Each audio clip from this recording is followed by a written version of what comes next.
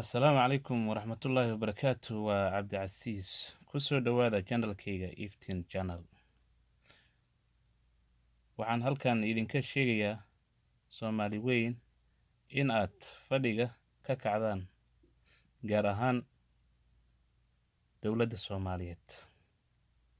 Gaar ahaan dowladda Soomaaliyeed.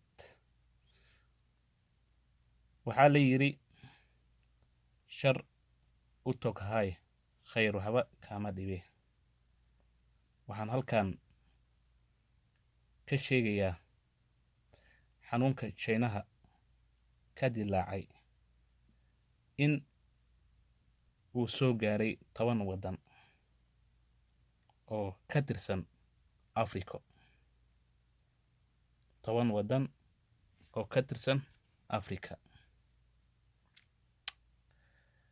Soomaali weyn, gaar ahaan dowladda Soomaaliya, waxaan halkan u sheegayaa xanuunka inuu yahay xanuun faraba'an ku haya waddanka Chinaha, kuna socda xawaare aad iyo aad u dheereeya.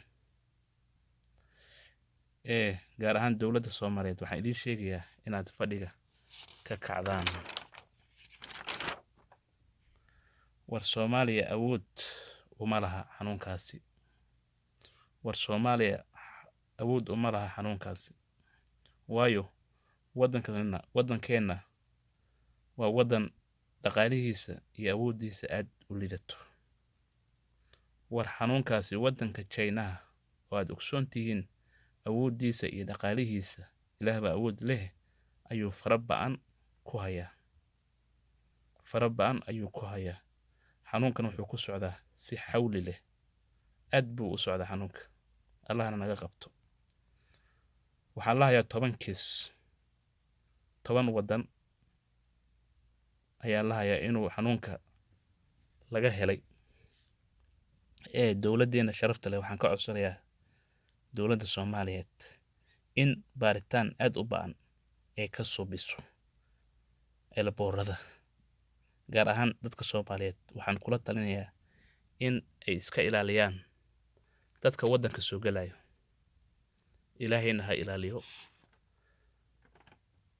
Waa iga talo. Intaas ayaan ila wadaagayaa. Assalaamu calaykum waraxmatullaahi wabarakaatu. Soomaali ha noolaato.